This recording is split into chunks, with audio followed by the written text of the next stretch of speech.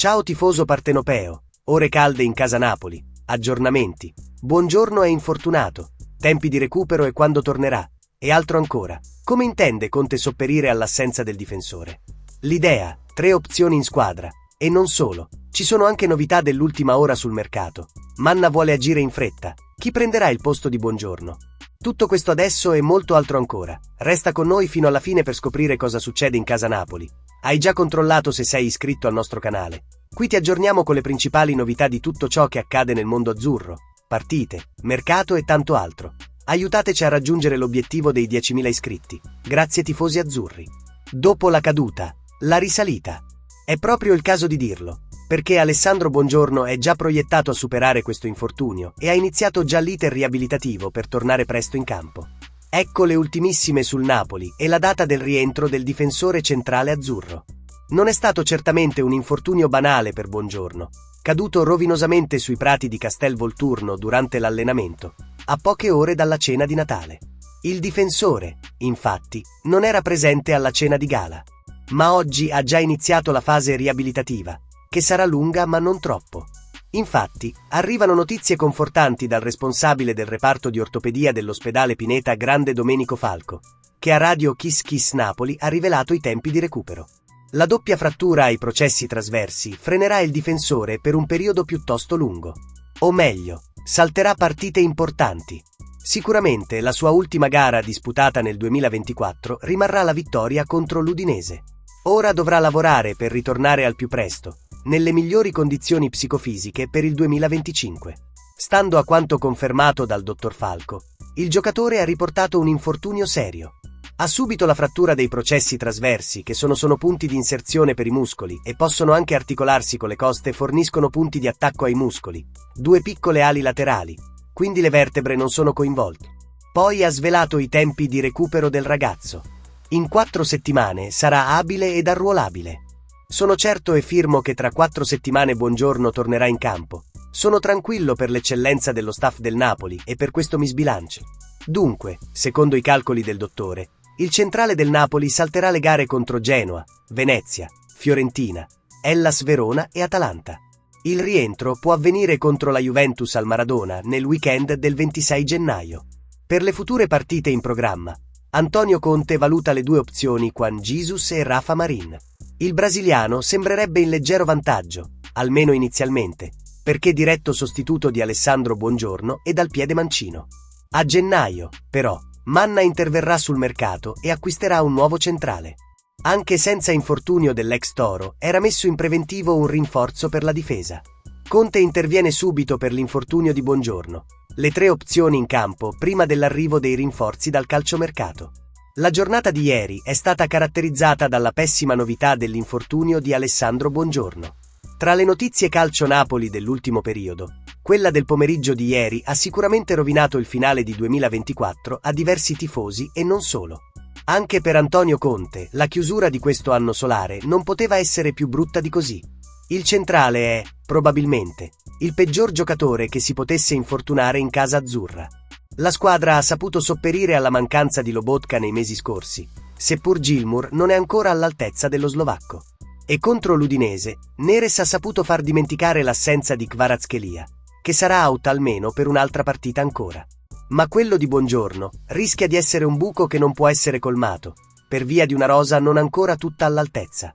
Come vi abbiamo riportato anche questa mattina, il Napoli interverrà immediatamente sul mercato per trovare un rinforzo utile a far patire meno il KO di Buongiorno, ma prima di allora dovrà essere Conte a prendere provvedimenti.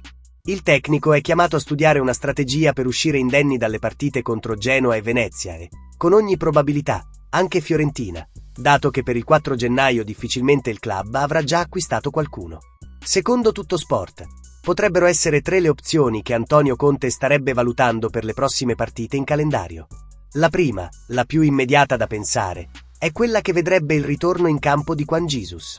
In campionato, quest'anno, ha giocato solamente una volta, il 18 agosto contro il Verona, gara in cui il Napoli ha perso per 3-0. Altre 2 le presenze complessive, in Coppa Italia, contro Palermo e Lazio, quest'ultima gara terminata di nuovo con 3 gol per gli avversari. Un biglietto da visita pessimo, che aveva generato più di qualche ansia nei tifosi già nelle scorse settimane. Il secondo piano è legato a Rafa Marin. Potrebbe essere lo spagnolo a prendere il posto di Buongiorno in campo. Fin qui non ha ottenuto la fiducia di Conte, tanto da giocare solamente in Coppa Italia per 180 minuti. Senza mai debuttare in Serie A, sarà pronto per fare da titolare al fianco di Rrahmani in campionato già da sabato prossimo. Conte valuterà proprio questo aspetto. Infine, l'ultima ipotesi, quella legata al cambio modulo. Conte potrebbe addirittura pensare di ripassare a 3 in difesa, con Olivera a fare da braccetto sinistro al fianco di Rrahmani e con Di Lorenzo che potrebbe fare il braccetto destro.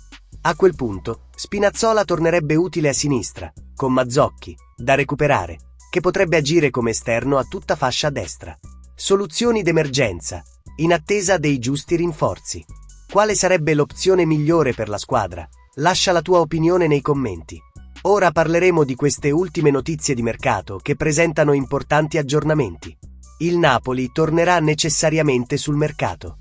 Il Napoli aveva già deciso di agire sul mercato di gennaio, acquistando innanzitutto un difensore centrale, ma da ieri l'intervento è diventato addirittura urgente e necessario. L'infortunio di Buongiorno, per nulla banale, costringe il club ad accelerare le trattative per individuare un rinforzo ad hoc da consegnare a Conte, in un periodo cruciale per il destino del campionato. Gennaio non sarà soltanto il mese degli affari di riparazione.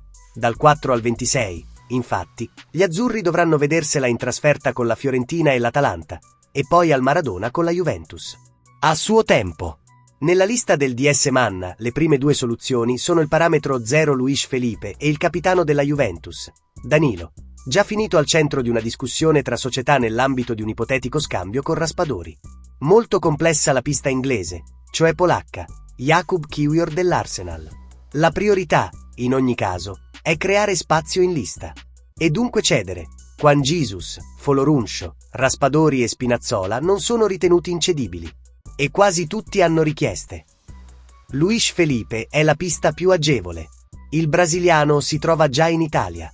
Il nome dell'italo-brasiliano è molto caldo. Uno dei nomi che potrebbe tornare utile è quello dell'italo-brasiliano Luis Felipe. Gli ultimi aggiornamenti lo hanno filtrato. La pista più agevole, considerando i termini, porta dritta a Luis Felipe. Brasiliano, 27 anni, cittadinanza italiana, un'ottima conoscenza della Serie A attraverso 5 stagioni con la Lazio, più un campionato di Serie B con la Salernitana, e soprattutto costi zero. O meglio, l'ingaggio, vari ed eventuali, ma non il cartellino, considerando che si è svincolato dall'Al-Ittihad dopo più o meno un anno di Saudi League. Da qualche settimana Luis è a Roma, in attesa di capire quale sarà la sua destinazione invernale. Il Napoli si è già mosso a più riprese. I prossimi saranno giorni decisivi, si legge sul noto quotidiano sportivo. I prossimi giorni potrebbero essere già decisivi in questo senso. Condividi con noi la tua opinione, tifosi azzurri. Grazie per l'attenzione e a presto con tutto quello che succede in casa Napoli. Forza Napoli sempre e tutto per lei.